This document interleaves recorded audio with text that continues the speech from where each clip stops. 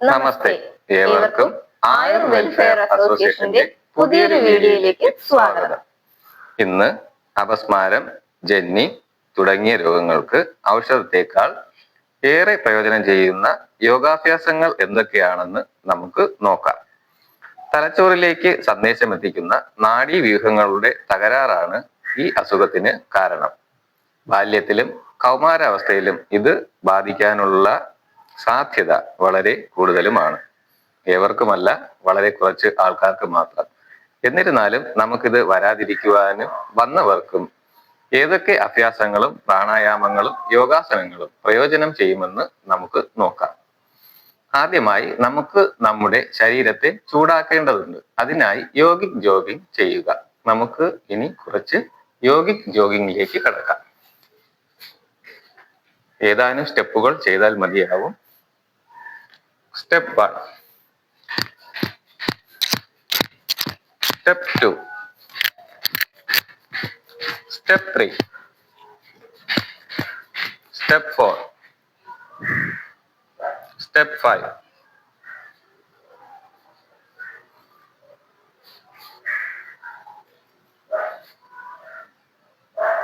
Step 6,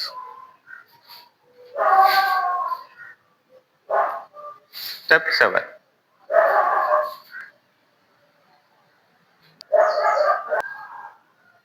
Step 10,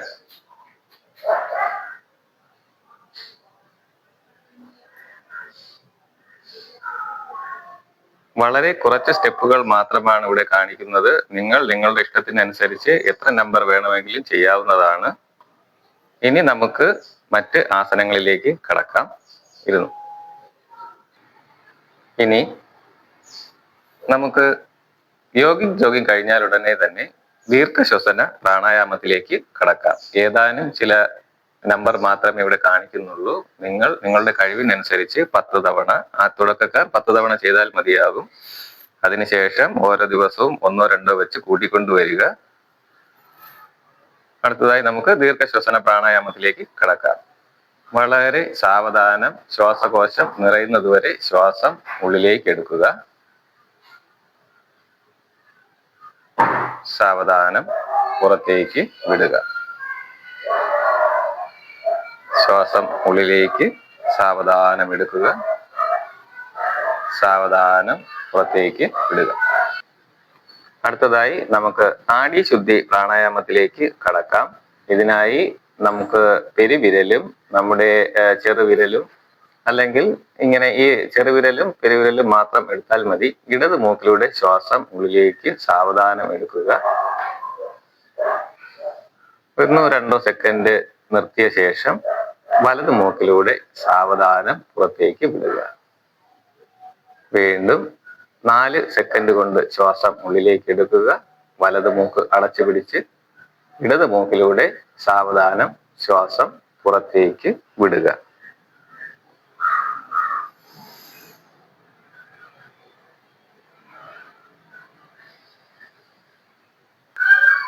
ഇനി നമുക്ക് യോഗ മുദ്രയിലേക്ക് കടക്കാം. കൈകൾ രണ്ടും കോർത്ത് പിന്നിലേക്ക് പിടിച്ചതിന് ശേഷം പൃഷ്ഠഭാഗം ഉയരാതെ മുന്നിലേക്ക് കുനിഞ്ഞ് നെറ്റി തറയിൽ തൊടുവാൻ ശ്രമിക്കുക. കഴിയുന്നതിനനുസരിച്ച് ചെയ്താൽ മതിയാകും. എല്ലാവർക്കും താഴെ മുട്ടിക്കുവാൻ സാധിച്ചു എന്ന് വരില്ല. അപ്പോൾ സാധിക്കുന്നത് പോലെ ചെയ്താൽ മതിയാവും. വളരെ സാവധാനം ഉയർന്നു വരിക. ഇതിൽ ഒരു കാര്യം ശ്രദ്ധിക്കുവാനുള്ളത്, നാം മുന്നിലേക്ക് കുനിയുമ്പോൾ ശ്വാസം വിട്ടുകൊണ്ടാണ് ചെയ്യേണ്ടത്. ഒരിക്കൽ കൂടി ചെയ്യാം. കൈകൾ രണ്ടും പിന്നിൽ കോർത്ത് പിടിച്ചതിന് ശേഷം ശ്വാസം വിട്ടുകൊണ്ട് മുന്നിലേക്ക് കുനിഞ്ഞ് തല നെറ്റി തറയിൽ മുട്ടിക്കുവാൻ ശ്രമിക്കുക. സാവധാനത്തിൽ ശ്വാസം എടുത്തുകൊണ്ട് പിന്നിലേക്ക് നിവർന്ന് പൂർവ്വസ്ഥിതിയിൽ വരിക. അടുത്തതായി നമുക്കിനി സർവാംഗാസനത്തിലേക്ക് കടക്കാം. ഇതിനായി യോഗ മാറ്റിൽ നീണ്ട് നിവർന്ന് കിടക്കുക. അതിനുശേഷം സാധിക്കുന്നത് പോലെ 2 കാലുകളും ഒരു കുതിപ്പോടെ ഉയർത്തി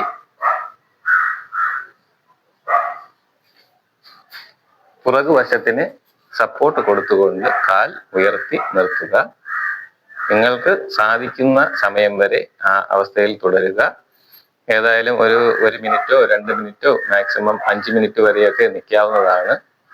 പൂർവ്വസ്ഥിതിയിലേക്ക് വരിക.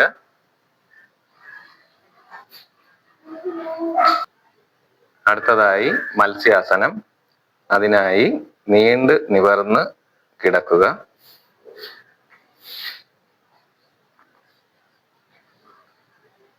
കൈമുട്ടുകൾ കമിഴ്ത്തി തുടയുടെ ഇരുവശത്തേക്കും കയറ്റി വച്ചതിന് ശേഷം ചുമലുകൾ അല്പം ഉയർത്തി തല തറയിൽ പതിയെ ഊന്നി നിർത്തുക.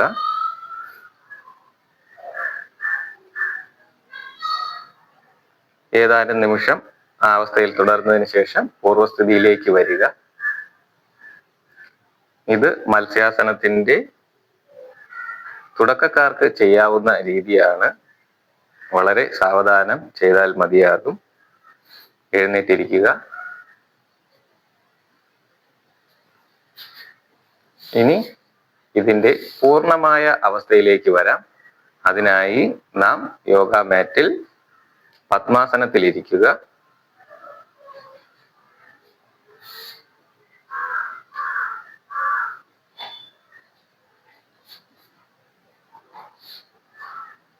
അതിനുശേഷം അതേ അവസ്ഥയിൽ നിന്ന് തന്നെ പിന്നിലേക്ക് കിടക്കുക. കാലുകൾ മാക്സിമം തറയിലേക്ക് യോഗ മാറ്റിലേക്ക് മുട്ടിയിരിക്കണം. അതിലേക്ക് പതുക്കെ ആ പത്മാസനത്തിൽ വെച്ച കാലുകളുടെ ആ കണങ്കാൽ ഭാഗത്ത് പിടിക്കുക. അതിനുശേഷം തല പഴയതുപോലെ ഊന്നി നിർത്തുക.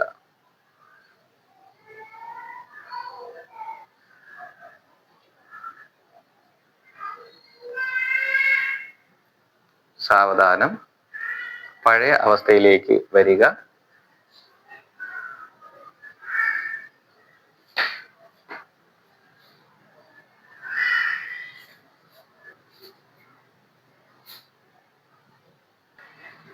ഇനി അല്പനേരം നമുക്ക് കിടന്ന് വിശ്രമിക്കാം. അതിനായി ശവാസനത്തിലേക്ക് പോവുക. കാലുകൾ നീട്ടി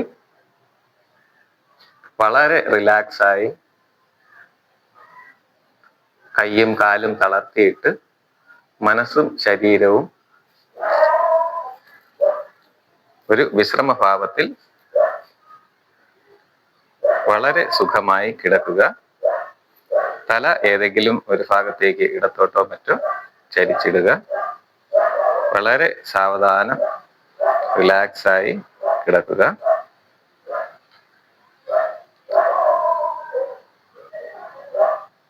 നിങ്ങൾക്ക് ക്ഷീണം മാറുന്നു എന്ന് തോന്നുന്ന സമയം വരെ കിടക്കുക. അതിനുശേഷം പൂർവാവസ്ഥയിലേക്ക് വരിക. അടുത്തതായി ശശാങ്കാസനമാണ് ചെയ്യാനുള്ളത്. ഇതിനായി വജ്രാസനത്തിൽ ഇരിക്കുക.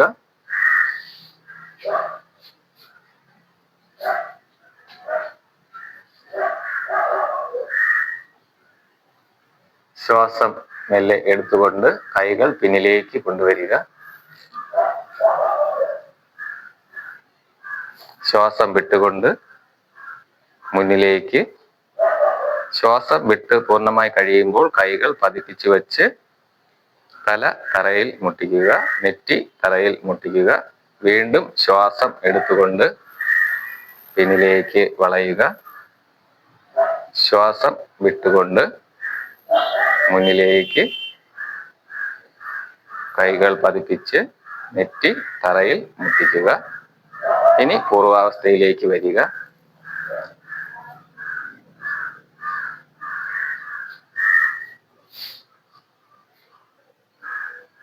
അടുത്തതായി നമുക്ക് മകരാസനത്തിലേക്ക് കിടക്കാം.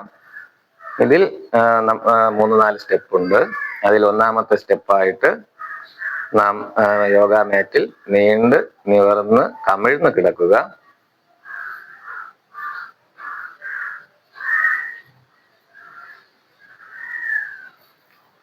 കൈകൾ ഏത്തമിടുന്നത് പോലെ ഇരുവശവും പിണച്ച് വയ്ക്കുക.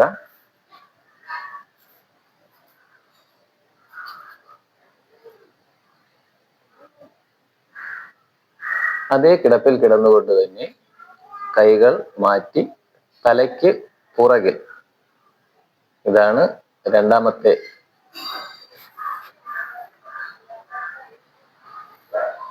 ഈ അവസ്ഥയിൽ നിന്നും കൈകൾ പിന്നിലേക്ക് അകത്തി കിടക്കുക. സാവധാനം പൂർവസ്ഥിതിയിൽ വരിക.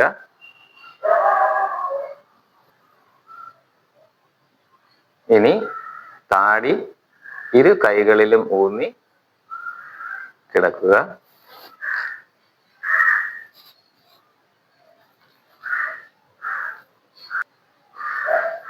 അടുത്തതായി പറയുവാൻ പോകുന്നത്, സ്പോണ്ടിലൈറ്റിസ് എന്ന രോഗമുള്ളവർ ഈ അവസ്ഥയിൽ നിന്നും ഒരല്പം വ്യത്യസ്തമായി ചെയ്യേണ്ടതുണ്ട്. ഇരു മുഷ്ടികളും ചുരുട്ടി താടി അതിന്മേൽ വച്ച് കിടക്കുക. ഇത്രയുമാണ് മകരാസനത്തിൽ ചെയ്യുവാനുള്ളത്. ഇനി പൂർവസ്ഥിതിയിൽ മാറ്റിലേക്ക് ഇരിക്കുക. അടുത്തതായി ഉഷ്ട്രാസനമാണ് ചെയ്യുവാനുള്ളത്. ഇതിനായി മാറ്റിൽ ഭദ്രാസനത്തിലേതുപോലെ ഇരിക്കുക. അതിനുശേഷം മുട്ടിൽ എഴുന്നേറ്റ് നിന്നുകൊണ്ട് കൈകൾ പിന്നിലേക്ക് കൊണ്ടുവന്ന ശേഷം ഉപ്പുറ്റിയിൽ പിടിക്കുക. അങ്ങനെ കഴുത്തും പിന്നിലേക്ക് കഴിയുന്നത്ര വളയ്ക്കുക.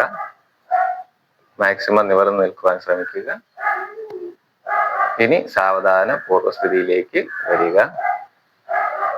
മാറ്റിലേക്ക് ഇരിക്കുക. കഴിയുന്നത്ര ഇരുന്നാൽ മതിയാവും. ഓരോ ദിവസവും കഴിയും തോറും നിൽക്കുന്നതിന്റെ സമയം കൂട്ടിക്കൊണ്ട് വരിക. ഒരു 5 മിനിറ്റ് ഒക്കെ നിൽക്കാം. കഴിയാത്തവർ 1 മിനിറ്റോ 2 മിനിറ്റോ നിന്നാൽ മതിയാകും. അടുത്തതായി നമുക്ക് പദോത്താസനം ചെയ്യാവുന്നതാണ്. ഇതിനായി മാറ്റിൽ എണീറ്റ് നിൽക്കുക. എണീറ്റ് നിന്നതിന് ശേഷം കാലുകൾ പരമാവധി അകത്തി വച്ചതിന് ശേഷം കാലിന്റെ കാൽക്കുഴകളിൽ പിടിച്ചുകൊണ്ട് അങ്ങനെ നിൽക്കുക. ഇത് ആദ്യത്തെ സ്റ്റെപ്പാണ്. രണ്ടാമത്തെ സ്റ്റെപ്പ് എന്ന് പറയുന്നത് അതേ അവസ്ഥയിൽ നിന്നുകൊണ്ട് തല തറയിൽ മുട്ടിക്കുവാൻ ശ്രമിക്കുക.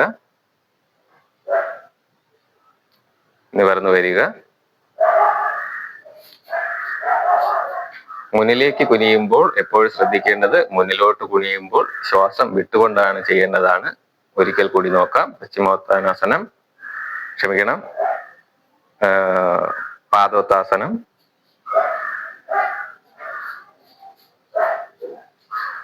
കാലുകൾ അകറ്റി വെച്ച് മുന്നിലേക്ക് കുനിഞ്ഞ് കാൽപാദങ്ങളിൽ പിടിച്ചുകൊണ്ട് നിൽക്കുക. തുടക്കക്കാർക്ക് ശ്വാസം വിട്ടുകൊണ്ട് തല തറയിൽ മുട്ടിക്കുക. കഴിയാത്തവർ മുട്ടിക്കാൻ ശ്രമിക്കുക. തിരിച്ചു വരാം.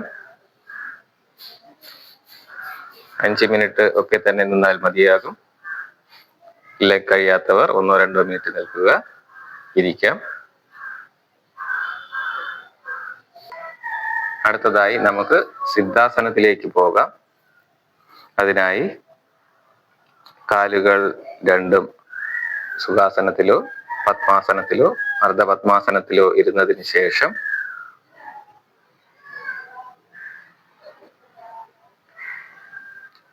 കൈകൾ വയറിന്റെ നേരെയോ നെഞ്ചിന് മുകളിലേക്കോ കൊണ്ടുവന്നതിന് ശേഷം ഒരു കൈ മുകളിൽ വച്ച് ഇടത് കൈ അടിയിൽ പിടിച്ച് വലത് കൈ മുകളിൽ വച്ചതിന് ശേഷം കണ്ണുകൾ അടച്ച് സാവധാനം ശ്വാസം ഉള്ളിലേക്ക് എടുക്കുക. സാവധാനം ശ്വാസം പുറത്തേക്ക് വിടുക. ശ്വാസത്തിൽ മാത്രം ശ്രദ്ധ കേന്ദ്രീകരിച്ച് ഇരിക്കുക.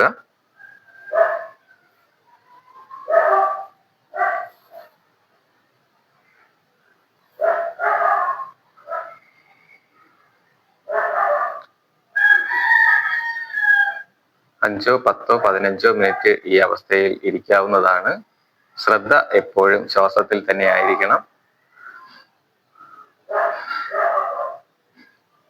ഇനി ഇത്തരത്തിൽ നിങ്ങൾക്ക് ഇരിക്കുവാൻ ബുദ്ധിമുട്ട് എന്തെങ്കിലും തോന്നുകയാണെങ്കിൽ മറ്റ് ആസനങ്ങൾ ശീലിച്ചതിന് ശേഷം ശവാസനത്തിൽ നിങ്ങൾക്ക് കിടക്കാവുന്നതാണ്.